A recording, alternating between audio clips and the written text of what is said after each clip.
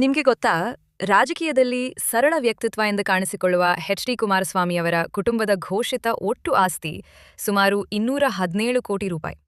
ಆದರೆ ಈ ಕಥೆಯಲ್ಲಿ ಇನ್ನೊಂದು ಟ್ವಿಸ್ಟ್ ಇದೆ. ಅಷ್ಟೇ ಅಲ್ಲ, ಅವರ ಕುಟುಂಬದ ಹೆಸರಿನಲ್ಲಿ ಸುಮಾರು 82 ಕೋಟಿ ರೂಪಾಯಿ ಸಾಲವೂ ಘೋಷಿಸಲಾಗಿದೆ. ಅಂದರೆ ಘೋಷಿತ ನಿವ್ವಳ ಆಸ್ತಿ ಸುಮಾರು 135 ಕೋಟಿ ರೂಪಾಯಿ. ಇದು ಯೂಟ್ಯೂಬ್ ಗಾಸಿಪ್ ಅಲ್ಲ. 2024ರ ಚುನಾವಣಾ ಅಫಿಡವಿಟ್ನಲ್ಲಿ ಸ್ವತಃ ಘೋಷಿಸಿರುವ ಅಧಿಕೃತ ಮಾಹಿತಿ. ಆದರೆ 217 ಕೋಟಿ ರೂಪಾಯಿ ಅಂದರೆ ಏನೇನಿರುತ್ತದೆ? ಕೋಟ್ಯಂತರ ರೂಪಾಯಿ ಮೌಲ್ಯದ ಕೃಷಿ ಭೂಮಿಗಳು, ವಸತಿ ಮತ್ತು ವಾಣಿಜ್ಯ ಆಸ್ತಿಗಳು, ಬ್ಯಾಂಕ್ ಠೇವಣಿಗಳು, ಹೂಡಿಕೆಗಳು, ಕೋಟ್ಯಂತರ ಮೌಲ್ಯದ ಚಿನ್ನ, ವಜ್ರ ಹಾಗೂ ಬೆಳ್ಳಿ ಆಭರಣಗಳು. ಇವೆಲ್ಲವೂ ಅವರ ಘೋಷಿತ ಆಸ್ತಿಯ ಭಾಗ. ಇಲ್ಲಿ ಮತ್ತೊಂದು ಕುತೂಹಲಕಾರಿ ವಿಷಯ ಇದೆ.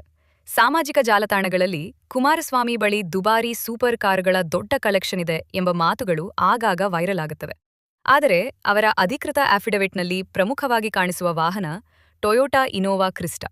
ಜೊತೆಗೆ ಕೃಷಿ ಬಳಕೆಯ ವಾಹನಗಳು ಮತ್ತು ಟ್ರ್ಯಾಕ್ಟರ್ಗಳು. ಅಂದರೆ ಇಂಟರ್ನೆಟ್ನಲ್ಲಿ ವೈರಲ್ ಆಗುವ ಪ್ರತಿಯೊಂದು ಕಥೆಯೂ ಸತ್ಯವಾಗುವುದಿಲ್ಲ. ಮಾನವರು ವಿಚಿತ್ರ. ಒಂದು ಫೋಟೋ ನೋಡಿದ್ರೆ ಸಾಕು, ಅದರ ಹಿಂದೆ 100 ಕಥೆಗಳನ್ನು ತಾವೇ ಬರೆದುಕೊಳ್ತಾರೆ. ಆದರೆ ಅಧಿಕೃತ ದಾಖಲೆಗಳು ಹಲವಾರು ಬಾರಿ ಬೇರೆ ಕತೆ ಹೇಳ್ತವೆ.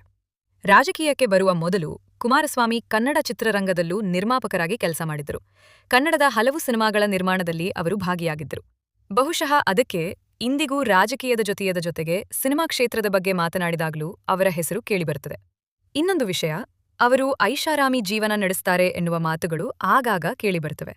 ಆದರೆ ಸಾರ್ವಜನಿಕ ಕಾರ್ಯಕ್ರಮಗಳಲ್ಲಿ ಹೆಚ್ಚಾಗಿ ಸರಳ ಬಿಳಿ ಪಂಚೆ, ಶರ್ಟ್ನಲ್ಲೇ ಕಾಣಿಸಿಕೊಳ್ತಾರೆ. ಇದು ಅವರ ಸಾರ್ವಜನಿಕ ಇಮೇಜ್. ಆದರೆ ಅವರ ಕುಟುಂಬದ ಘೋಷಿತ ಆಸ್ತಿ ಮಾತ್ರ 106 ಕೋಟಿ ರೂಪಾಯಿಗಳಲ್ಲಿದೆ. ಇಲ್ಲಿ ಯೋಚಿಸಬೇಕಾದ ಒಂದು ವಿಷಯ, 217 ಕೋಟಿ ರೂಪಾಯಿ ಆಸ್ತಿ ಇದೆ. ಆದರೆ 82 ಕೋಟಿ ರೂಪಾಯಿ ಸಾಲವೂ ಇದೆ. ಇದು ಒಂದು ಸತ್ಯವನ್ನು ನಮಗೆ ನೆನಪಿಸುತ್ತದೆ. ದೊಡ್ಡ ಆಸ್ತಿ ಇರುವವರಿಗೂ ದೊಡ್ಡ ಹೊಣೆಗಾರಿಕೆಗಳು, ದೊಡ್ಡ ಹೂಡಿಕೆಗಳು ಮತ್ತು ದೊಡ್ಡ ಸಾಲಗಳು ಇರುವುದು ಅಸಾಮಾನ್ಯವಲ್ಲ. ಕೊನೆಗೆ ಕುಮಾರಸ್ವಾಮಿಯವರ ಜೀವನ ಕೇವಲ ರಾಜಕೀಯದ ಕಥೆಯಲ್ಲ. ಚಿತ್ರರಂಗ, ವ್ಯಾಪಾರ, ಕೃಷಿ ಮತ್ತು ರಾಜಕೀಯ, ಈ 4 ಕ್ಷೇತ್ರಗಳ ಅನುಭವ ಸೇರಿ ಅವರ ಸಾರ್ವಜನಿಕ ವ್ಯಕ್ತಿತ್ವವನ್ನು ರೂಪಿಸಿವೆ. ನಿಮಗೆ ಯಾವುದು ಹೆಚ್ಚು ಅಚ್ಚರಿ ತಂದಿತು?